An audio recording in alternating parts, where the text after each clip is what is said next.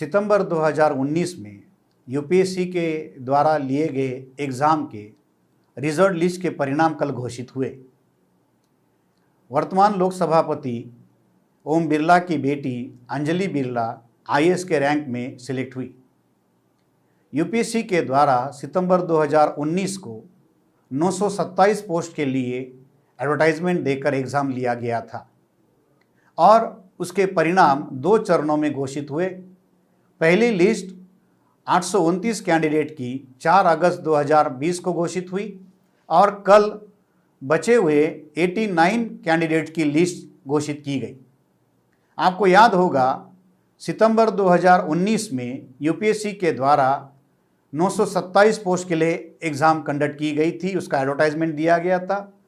ये 927 सीटों में से लगभग 180 सीटें इंडियन एडमिनिस्ट्रेटिव सर्विसेज अर्थात आईएएस के लिए सेलेक्ट होने वाली थी।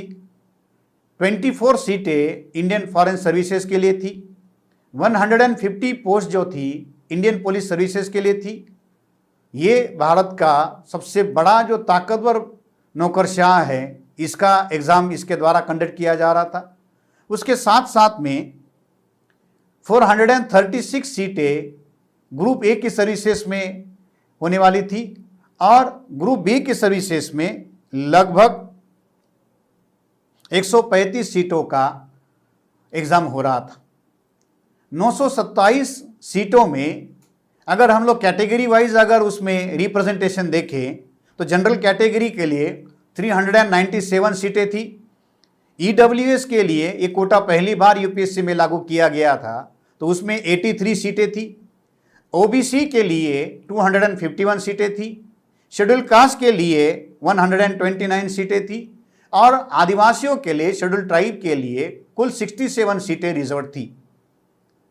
4 अगस्त 2020 को यूपीएससी के द्वारा पहले लिस्ट जो थी वो 829 कैंडिडेट की घोषित की गई। एग्ज़ाम के हिसाब से कुल 927 कैंडिडेट के रिजल्ट घोषित करने चाहिए थे, मगर यूपीएससी के द्वारा एक रिजल्ट लिस्ट जारी की गई और उसमें 182 कैंडिडेट्स को रिजल्ट लिस्ट में रखा गया और केवल 829 सीटों के ही रिजल्ट घोषित किए गए। 98 सीटों के रिजल्ट उस समय घोषित नहीं किए गए थे। उसके लिए 182 कैंडिडेट्स की लिस्ट रिजल्ट लिस्ट के तौर पर यूपीएससी के द्वारा घोषित की, जिसके अंतिम परिणाम कल आए। 89 सीटों में से 73 सीटें जनरल कैटेगरी के सिलेक्ट किए गए, ओबीसी के 14 सीटें, ईडब्ल्यूएस का 1 और शेड्यूल कास्ट का 1, ऐसे 89 कैंडिडेट्स फाइनल लिस्ट में सिलेक्ट किए गए। 182 कैंडिडेट्स को जिनको रिजर्व लिस्ट में रखा गया था, उसकी अगर हम लोग की कैटेगरी के आधार पर अगर हम लोग जानने की कोशिश करें तो 91 कैंडिडेट जो थे वो जनरल कैटेगरी के थे। ईडब्ल्यूएस कोटे से 9 कैंडिडेट रिजर्व लिस्ट में शामिल थे। ओबीसी के 71 कैंडिडेट जो थे ये रिजर्व लिस्ट में थे। शेड्यूल कास्ट के 8 कैंडिडेट थे और शेड्यूल ट्राइब के 3 कैंडिडेट थे। अगर हम अंतिम परिणामों की अगर लिस्ट उठाकर देखते हैं तो जनरल कैटेगरी के 91 कैंडिडेट्स में से 73 कैंडिडेट फाइनल लिस्ट में रिजर्व लिस्ट में सिलेक्ट किए गए। ईडब्ल्यूएस कोटे में 9 सीटें रिजर्व थी, उसमें से 1 कैंडिडेट सिलेक्ट हुआ। अदर बैकवर्ड क्लासेस के ओबीसी के 71 कैंडिडेट्स रिजर्व लिस्ट में थे, जिसमें से केवल मात्र 14 कैंडिडेट्स सिलेक्ट किए गए। शेड्यूल कास्ट के 8 कैंडिडेट रिजर्व लिस्ट में थे, उसमें से केवल 1 सिलेक्ट हुआ और शेड्यूल ट्राइब के आदिवासियों के 3 कैंडिडेट रिजर्व लिस्ट में थे, उसमें से 1 का भी सिलेक्शन नहीं हुआ। 182 कैंडिडेट रिजर्व लिस्ट में थे, उसमें से जनरल कैटेगरी के 91 और ईडब्ल्यूएस के कोटे से 9, अर्थात कुल मिलाकर 100 कैंडिडेट जनरल और ईडब्ल्यूएस के अर्थात सवर्ण के थे और ओबीसी और एससी एसटी के 82 कैंडिडेट थे। अंतिम परिणामों को अगर हम लोग थोड़ा आंकड़ों के आधार पर कंपेयर करके देखें तो 100 सवर्ण कैंडिडेट में से 74 कैंडिडेट जो है फाइनल लिस्ट में सिलेक्ट किए गए। इसका मतलब 74% का अगर हम लोग उठाकर देखें, आंकड़ों के आधार पर भी अगर कंपेयर करें तो रिजर्व लिस्ट में 100 कैंडिडेट सवर्णों के थे, उसमें से 74 सिलेक्ट हुए, तो 74% उनका रिप्रेजेंटेशन या उनको सिलेक्शन मिला। शेड्यूल कास्ट के 8 थे, आदिवासियों के 3 थे और सबसे ज्यादा आंकड़ा ओबीसी का था, 71 का था। 71 ओबीसी के कैंडिडेट में से केवल 14 सिलेक्ट हुए। शेड्यूल कास्ट के 8 में से 1 और ट्राइब के 3 में से 1 भी नहीं, तो 82 रिजर्व कैंडिडेट जो रिजर्व लिस्ट में थे उसमें से केवल 15 का सिलेक्शन हुआ। तो इसकी भी अगर हम परसेंटेज निकाल कर देखें तो 82 के अगेंस्ट में अगर हम 15 निकाल कर देखते हैं तो ये 25% भी नहीं आता। तो ये रिजर्व लिस्ट किस लिए बनाई जाती है, क्या है उसके पीछे की साजिश? पहले भी इसके ऊपर बहुत बड़ा हंगामा हुआ था और उस समय एक आशंका जताई गई थी। अगस्त महीने में जब रिजल्ट घोषित हुए थे उस समय भी उसके ऊपर एक आशंका जताई गई थी कि ये पीछे के दरवाजे से सवर्णों को अंदर लाने का या यूपीएससी के जो प्राइम पोस्ट है उसके ऊपर उनका कब्जा बनाने के लिए साजिश की जा रही है। उस समय ये कहा गया था कि ये जो 82 कैंडिडेट रिजर्व कैटेगरी के हैं ये जनरल मेरिट में आए हुए हैं। अगर ये जनरल मेरिट में आए थे तो यूपीएससी को उनको उसी समय पोस्टिंग देना चाहिए था। अगर इन 82 कैंडिडेट्स को जनरल मेरिट के आधार पर पोस्टिंग दिया गया होता तो स्वाभाविक है कि 82 सीटें जनरल कैटेगरी की कम हो गई होती। जनरल कैटेगरी की अर्थात सवर्णों की 82 सीटें कम हो गई होती और उतनी ही सीटें बैकवर्ड क्लासेस के लोगों की बढ़ गई होती। तो एक की हिस्सेदारी बढ़ेगी तो एक की हिस्सेदारी घटेगी।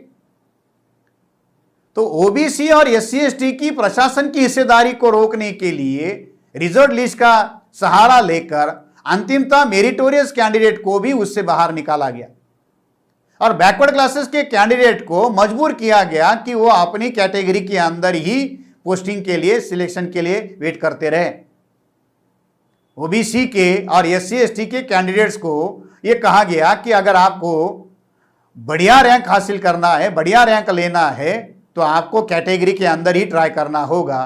तो कैटेगरी के अंदर उनके मेरिट को रोकने की साजिश की गई।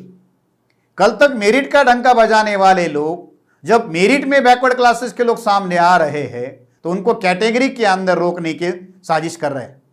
ये कोई पहली बार ओबीसी के साथ धोखा नहीं हुआ है।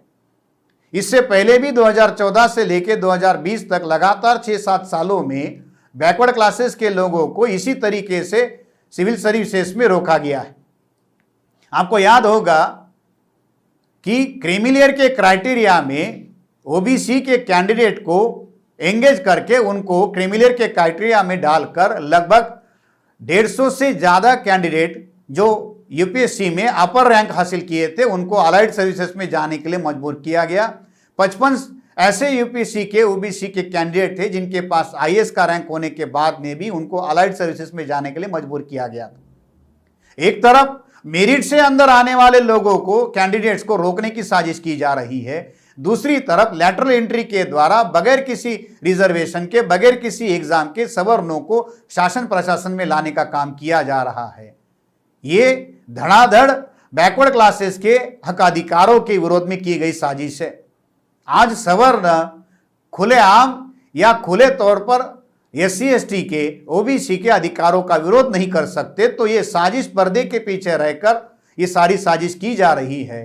क्या बैकवर्ड क्लासेस के लोगों को इसकी जानकारी है? क्या बैकवर्ड क्लासेस के लोग ये जो धोखा उनके विरोध में यूपीएससी के एग्जाम के द्वारा किया जा रहा है इसके बारे में जागरूक है? ये 67 का संख्या जो है ये आंकड़ों के हिसाब से आपको कम लगता होगा, मगर ये संख्या का मामला नहीं है, ये शासन प्रशासन की हिस्सेदारी और वो भी सर्वोच्च स्तर की हिस्सेदारी का मामला है। क्योंकि यूपीएससी की एग्जाम से, सिविल सर्विसेज के एग्जाम से देश के सबसे बड़े ताकतवर नौकरशाह चुने जाते हैं। हर एग्जाम देने वाले कैंडिडेट की जो सिविल की प्रिपरेशन करता है उसकी ये दिली ख्वाहिश होती है कि वो आईएएस के लिए सिलेक्ट हो। तो वो सबसे ताकतवर नौकरशाह की हिस्सेदारी को रोकने की साजिश सवर्णों के द्वारा की जा रही है। इसके बारे में बैकवर्ड लोगों के पास कोई जानकारी नहीं है। क्या इसके बारे में, इस धोखे के बारे में, इस साजिश के बारे में बैकवर्ड क्लासेस के लोग जागृत है? यही सवाल आपके सामने खड़ा करते हुए मैं आप सबकी विदा लेता हूं।